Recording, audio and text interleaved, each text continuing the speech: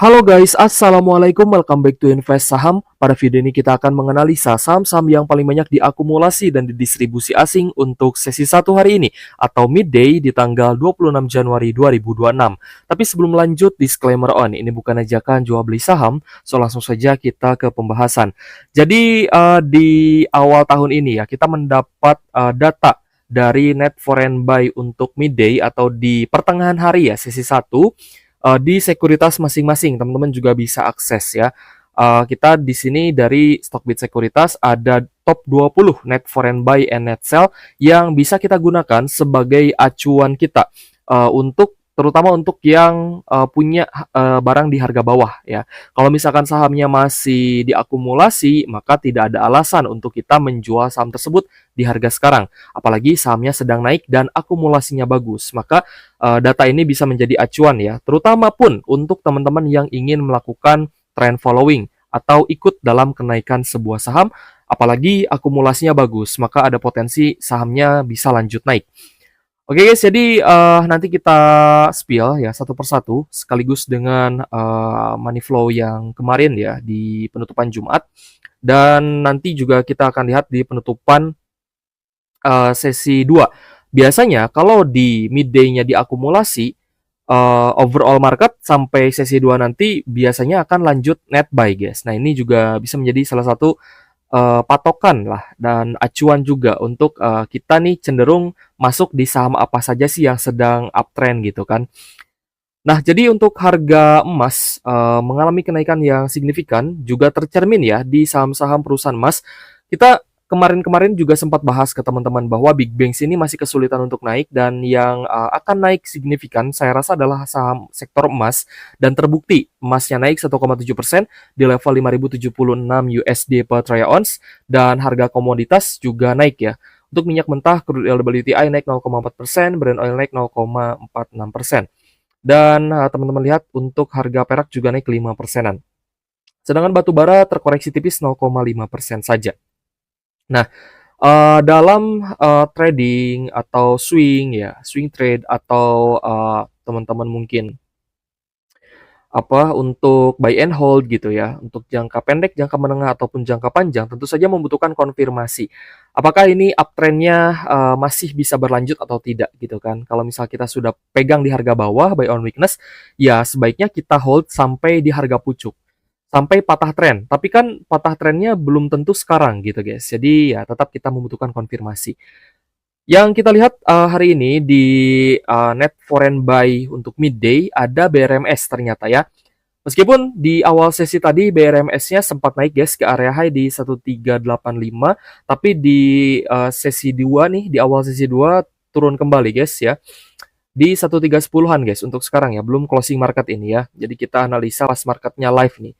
Ya sama aja sih sebenarnya, di APK sebelah juga kan banyak ya sekarang yang live analisis gitu guys ya. Ya sama aja sebenarnya.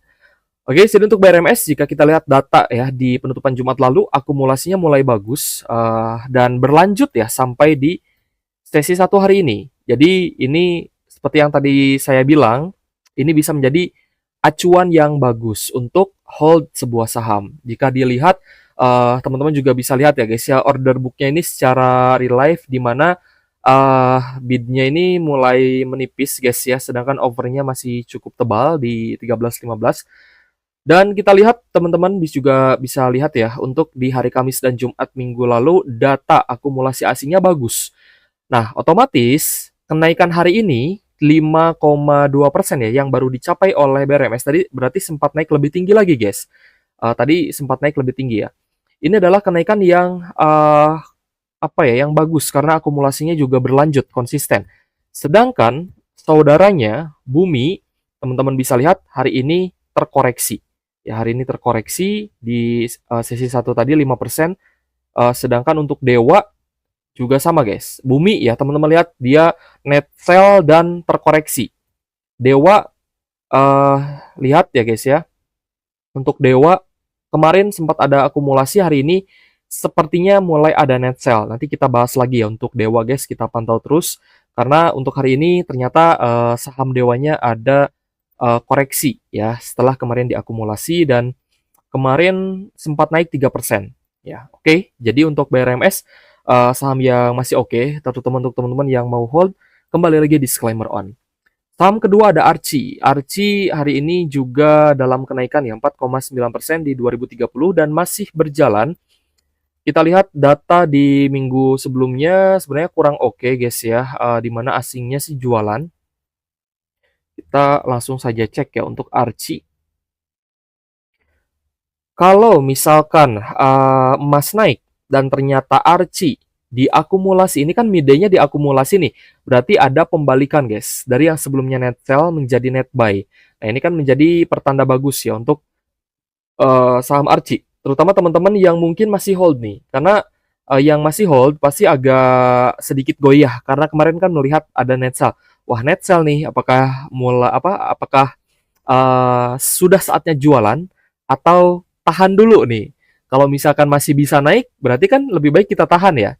Lebih baik kita tahan dan semoga nanti kenaikannya bisa lebih moncer lagi, bisa lebih tinggi lagi dari saham-saham sektor emas ini.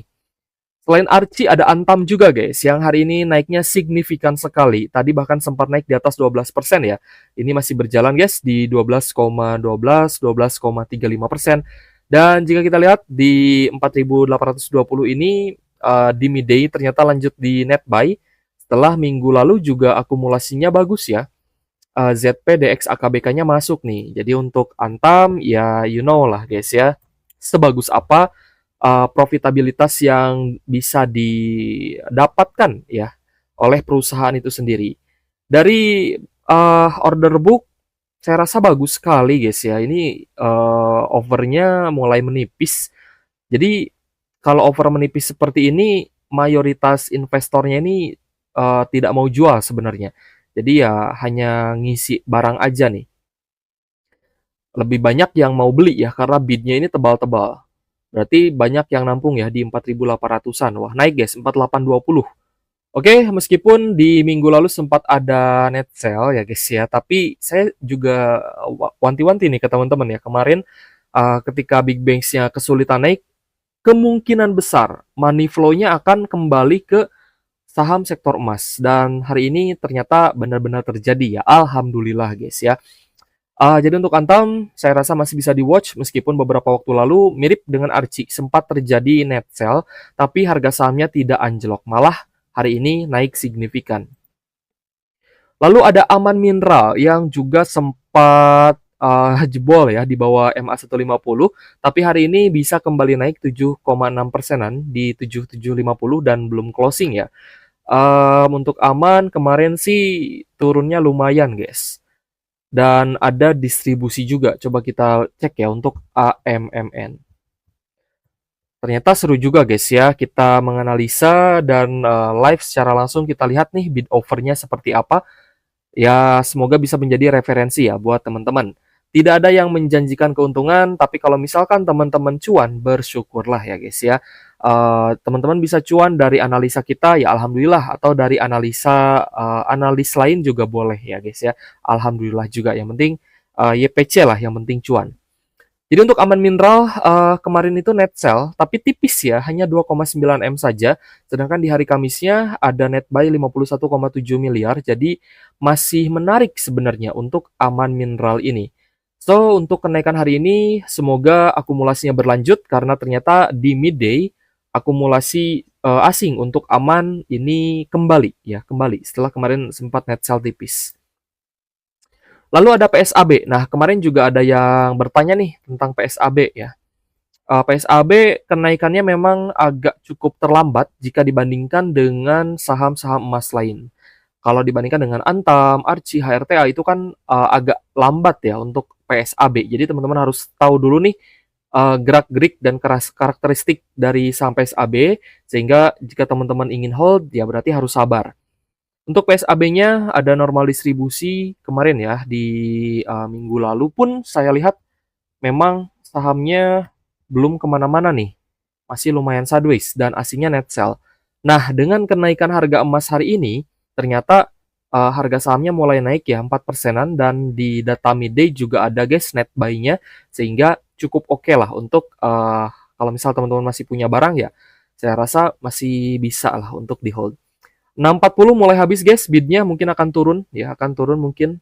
Nah ini guys ya, 6.40-nya habis, 6.45, 6.35 guys di bidnya. Over 6.40 ya, balik ke over. Jadi kemungkinan akan ada goncangan-goncangan nih ya sebelum nanti apakah benar-benar akan lanjut naik atau tidak. Tapi selama harga emasnya naik, saya rasa akan menjadi katalis yang positif. Nah ini kan 640, 645-nya mulai menipis ya. Nanti siapa nih yang makan?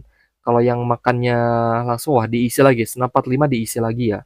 640-nya belum diisi guys.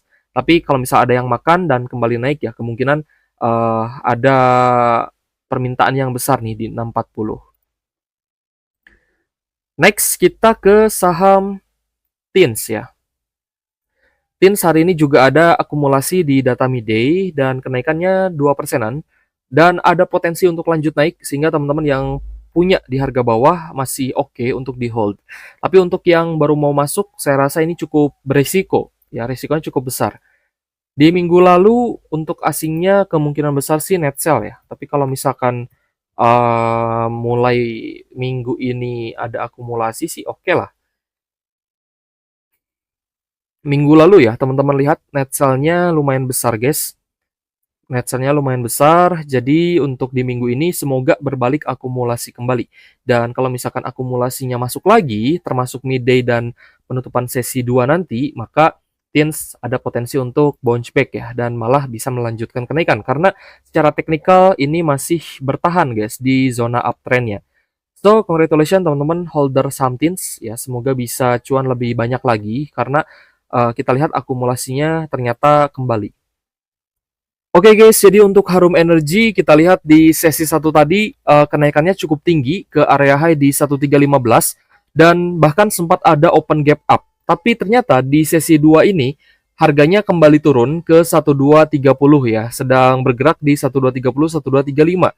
Dan jika dilihat dari minggu lalu untuk Harumnya akumulasinya bagus guys ya. Akumulasinya bagus dari investor asing sehingga saya rasa dengan data midday yang ternyata Harumnya masuk ke dalam data akumulasi, maka saya rasa ada potensi guys untuk Harum ini bisa kembali uptrend ya. Oke, jadi teman-teman bisa lihat untuk Harum di minggu sebelumnya akumulasi asingnya ini cukup konsisten. Jadi semoga bisa berlanjut di minggu ini sehingga kenaikan Harumnya bisa terus naik ya. Karena memang kemarin sempat terjadi koreksi di area 1175 dari 1300-an. Dari 1300 dia turun sampai di 1100 dan teman-teman lihat mulai sideways ini menjadi area higher low. Sebenarnya bagus ya untuk re-entry kembali di area higher low ini, tapi kembali lagi disclaimer on, semua keputusan investasi di tangan masing-masing. Next kita ke Medco guys. Untuk Medco-nya hari ini naik 3,6% dan masih bergerak di sekitar 1560 1565. Di minggu sebelumnya hari Jumat sempat terjadi net sell sepertinya ya, net sell tipis saja guys di hari Jumat. Tapi kita coba cek untuk minggu lalu. Ternyata minggu sebelumnya untuk Medco akumulasi asingnya pun masih cukup dominan nih untuk net buy. Dan net sell-nya pun tipis saja. Di hari Jumat hanya 2,7 miliar saja. Jadi untuk Harum, saya rasa bisa teman-teman watch karena kita lihat di over 1565 ini mulai menipis kembali ya. 1565 mulai menipis, tapi bidnya 1560-nya cukup tebal. Jadi saya rasa 1565 menjadi area supply yang dimakan terus oleh investornya. Jadi cukup oke guys untuk Medco. Semoga bisa lanjut naik ya. Selanjutnya yang ternyata masuk ke data midday hari ini adalah CDIA. Untuk CDIA-nya koreksi 2,4% untuk hari ini di 1380 dan masih berjalan. Untuk CDIA minggu sebelumnya sempat terjadi akumulasi guys. Coba kita cek untuk CDIA. Jika kita lihat CDIA-nya ini ada terlihat ya, ada net buy. Net buy-nya terjadi di hari Rabu dan Jumat. Kamisnya net sell 4,3 M, tapi hari Jumatnya net buy 22,7 miliar. Jadi apakah ada peluang untuk CDA bisa naik lagi? Berhubung memang hari ini pun masih terkoreksi ya, tapi asingnya ini mulai masuk guys. Nah, jadi kalau untuk menentukan entry atau tidaknya, kita lebih baik menunggu sideways di area support di sekitar 1330-an. Jika ternyata berhenti turun nih di level support ini 1330, ini kan di 1380, jadi masih bisa kita watch lah. Kalau misal mulai sideways dan akumulasi asingnya mendominasi, maka bisa kita putuskan ya guys ya untuk coba entry buy on weakness di supportnya CDIA, karena support sebelumnya memang sudah dijebol. Kak, kalau misal kita sudah entry lalu jebol support kembali, nah di sana biasanya kalau saya sih ada pembatasan resiko karena tidak sesuai dengan planning sebelumnya. Itu pun ada persentase sesuai dengan profile risk masing-masing ya. Misalkan kalau teman-teman profile risk-nya pembatasan resiko di 4%, ya 4%. Ya lebih dikit 5% lah ya. Kalau misal tidak mau nyangkut 10%, ya harus lebih rendah daripada itu. Oke guys, kita langsung saja rekap ya guys ya. Untuk data hari ini yang paling banyak diakumulasi untuk di midday sesi 1 ada Goto, BRMS, lalu ada Archie, NCKL, Medco, Tins, ya PSAB juga tadi sudah kita bahas ya. Ini cukup bagus. Harum, Antam, Msin, Elsa, MPPA, lalu ada Zata, CPRO, INRG, Laju, Aman Mineral, Pewon. Nah, Pewon kemarin sudah kita bahas guys, Pewon. Kemarin juga di request ya. Lalu ada PTRO dan CDIA. Sedangkan saham-saham yang hari ini di sesi 1 di net sell asing, ya seperti yang tadi kita bahas juga, Bumi, Dewanya ini masih net sell, BBC Bank Mandiri kemungkinan juga net sell, untuk BRI belum terlihat ya, jadi nanti di sesi 2 kita bahas kembali. ESA, IATA, BBKP, LPKR, BUL, BUFA, GTSI, Kalbe Pharma, ISAT, PNLF, Era Jaya, Demas, BKSL, Kol, ASA, BBRM. Nah biasanya kalau saham-saham yang masuk di midday-nya terkena net sell, biasanya saya cukup menjauhi ya saham-saham seperti ini guys.